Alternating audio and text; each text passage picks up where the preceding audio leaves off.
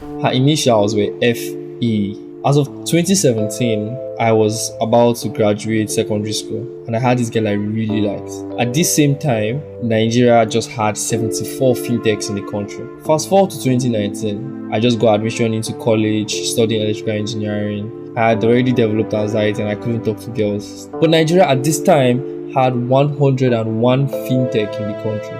In 2021, I was about to enter my last year in college as an electrical engineering undergrad, and at this time, Nigeria had 144 fintechs in the country.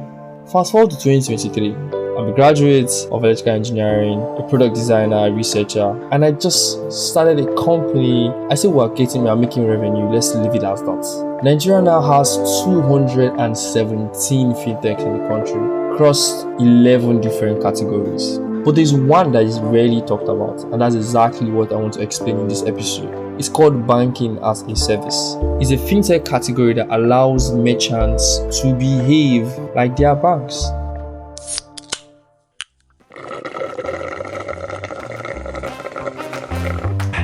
So ladies and gentlemen, boys and girls, people of the internet, my name is Jones and welcome to another episode of the Not Just Design Pod. Kindly check the link in the description and subscribe to the What's Podcasting newsletter. With that being said, ladies and gentlemen, as you listen, may you be blessed.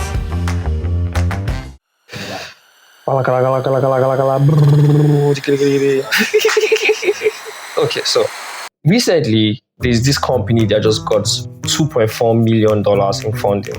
And it's called Anchor. And they basically want to help do what we are calling banking as a service. I know it's confusing. Like, what is banking as a service? And why are you offering it to me? Why are you offering me banking that I normally do as a service? Let me explain. To really understand what banking as a service is, there are two things that you need to get ahead of. And the first thing is, number one, how does your money move? And number two, what is banking?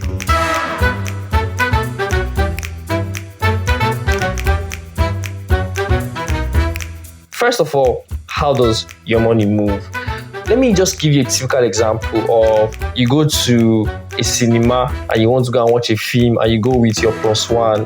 For the people who are single, you may not be able to relate, but just stay along. You go to the cinema, you go with your plus one and you smash your card, palm on the POS machine, and you're like, take all my money for this beautiful experience that will end up breaking up. And you smash your POS card, and then what happens immediately is, take note of these names: the merchants, acquiring, issuing. Now, the people who are collecting your card, the cinema people, they are the merchants, and they have a bank. Now, the bank that they have is called acquiring bank. That's exactly what it's called. It's called the acquiring bank. Now, this acquiring bank could be probably their local bank. It could be their, let's say, GTB Access. It could be their World Bank. It could be any of the Canadian bank or anybody. It's just their own bank. So what happens is, this acquiring bank now says, oh, this merchant wants to collect $2,000 for the price of a ticket that he's paying for, or she's paying for, So they carry that message and they send it towards the card network. So this card network could be our very own Verve network from InterSwitch or Visa or any of those guys, or MasterCard. Now this Verve network do the network thing, they chocolate, everything that they do inside, and then they carry it straight up to the acquiring bank. Now the acquiring bank now says, oh, somebody wants to collect money from my guy Drones, for what he's collecting tickets for carrying out his babe. They do all that mass. They collect the money. They say, okay, he has money in his account. They send it back. They send back the information to the Visa. The Visa card do the blah, blah, blah, collect their own charges, whatever, send it back to the acquiring bank. The acquiring bank do their own blah, blah, blah, and tell the merchant that, oh, $2,000 has been debited and credited to your account. You cannot allow them go in and watch a movie that they would only have memories of when they are no more together. Anyways, that's just what it is. That's basically how your money moves. Your money moves from the merchant to the acquiring bank, off the merchant, and to the Visa network, from the Visa network to the issuing bank. Finished though. Any other thing that happens aside that, it will be another video to explain. So now let's explain the second part of this video, which is what is banking. Now banking is basically the process, right, of transacting or saving your money. So you go to the bank and you perform a service called banking, where you transact your money, you save your money, you send it to one or the other person, anything you want to do, send, save, receive. The process and all of that service is banking. So that's basically what banking is in essence. I'm coming, 1 minute.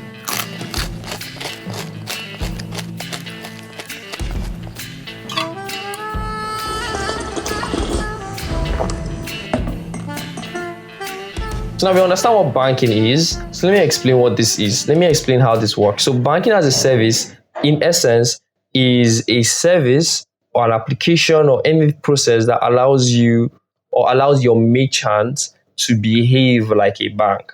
Remember what a bank is? A bank is a place where you transact money, right? Now, allowing merchants to behave like a bank. The merchants could be me, you, Madam Chibuzo, Starbucks, or anybody else collecting your money for any reason. Now, those people are merchants, allowing them to behave like a bank. And in this case, merchants that are businesses behave like a bank.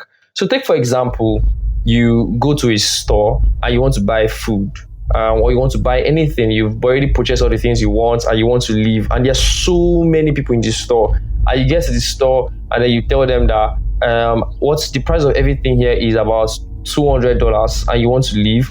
What happens at that moment is you either pay with a bank transfer, your card, or maybe any spiritual means that you can. Maybe some other means that I would like to avoid here for eating-related reasons. You want to pay, something happens and they tell you that, okay, you can pay with your wallet. And you're like, yeah, from my wallet, withdraw $200. I'm like, okay, what's your PIN, sir? Or use your fingerprint, and you put your fingerprint there, automatically $200 is debited, and you walk away. And everybody's like, what the fuck just happened?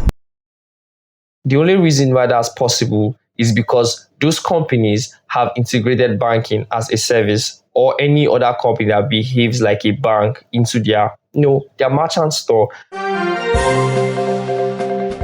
Now, so I made this video after just to explain the difference between banking as a service and a payment gateway, because people would always want to confuse both of them. So banking as a service gives you the access for consumers to bank, literally send, receive, save money.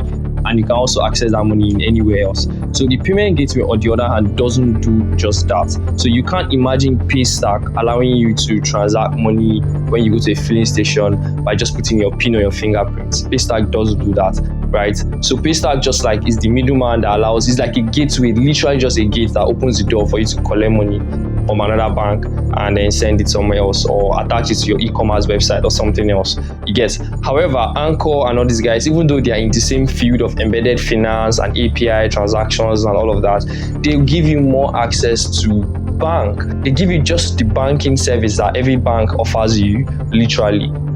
So yeah, that's basically, I just thought to put it here so that it doesn't lead any confusion.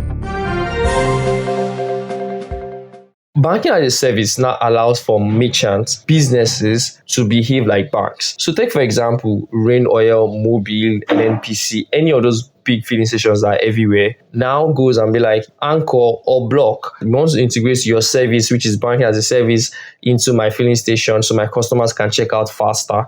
And how does that work? So Anchor, which already has license from CBN to function as a bank, now tells them, come, give us your whatever system. We'll send you one of our developers that would help you to integrate our system into yours. So they have an API that now talks. If you want to know what an API is, you can check the video in the description. I talked about it. You have an API that now talks to all the services that Rain Oil does or offers, right? Now they do all the banking stuff. You see the explanation of how our money moves, that's what happens at the back end. So they basically fix that in. You just plug all the extensions together so it will work. And then now any Rain Oil filling station you go to in any country and you want to pay, probably just enter, bam, you don't have your card, you don't have cash on you, and MTN is doing what MTN does. What happens is you can just basically go to the filling station, the nozzle there, put in a code, put in your fingerprint, put in how much fuel you want to buy, and then connect it to your car. And once the fuel is done, you plug it and then you leave. No card, no cash, nothing else. What happens is, because Rain Oil has already plugged the extension into Anchor, basically allowing Anchor to do exactly what I explained in the beginning, how your money moves in the beginning, right? On the back end, So you now just easily just buy stuff. That's the essence of banking as a service. That's the benefit of it to me, you, and any other customer. It allows customers to move faster. It also provides an avenue for businesses to expand and retain customers. So if you're a business owner, you understand now that integrating companies like Anchor or Block into your service allows your customers to remain. Starbucks, which is basically just a glorified Messiah at this point, have been able to grow their business since 2008 by just allowing people have stars, money within their application. So many people already knows that all they need to do is save their $200 for a monthly coffee on Starbucks, and they can use that throughout the week. They enter any Starbucks, they use their phone to pay, and they're out. They don't have to send money from Venmo. They don't have to send money from anywhere else. They know that money for coffee is in Starbucks. Money for cookies is in Starbucks. You see that allergy?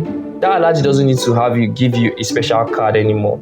All he needs to do is fund your Chicken Republic account, app, or whatever it is, right? And that's all. And you are sorted out. A month of anything you want to buy from any Chicken Republic in the country. Think about how beneficial that would be for you that run that kind of, businesses.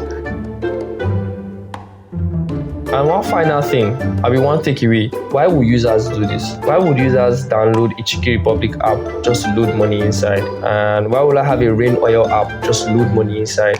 Any of these filling stations just to load money inside the filling station application. I don't need all of that service. It's too much application. I don't know. As a UX researcher myself and designer, these questions are coming to my head and they're yet unanswered. In my last episode of the podcast, I was speaking to a friend that referred me to Ravan Navikal. And Ravan Navikal mentioned something. People overestimate the power of a technology on a short time and underestimate the power of that technology on a long run. In this case, I think I may just be overestimating power of banking as a service for businesses and underestimating the power of banking as a service on a long time. Don't forget to like, subscribe, and tell me what you think. So what's up, people of the internet, boys and girls? One genuine problem I face as a regular podcast listener is finding another interesting podcast I can listen to. And that can be handful, and now there's all the stress around it. So that's why I bring to you, what's podcasting, people? Yeah, what's podcasting? So it's just an overbeing low-bar newsletter that people in tech, gigs, babes, nerds, and maybe your mom would love, that kind of shit. So kindly check the link in the description and sign up to receive 3 new podcast recommendations every week that you will definitely not love. But you can never know unless you try it. That's why you're still single. Anyway, don't worry. Bye.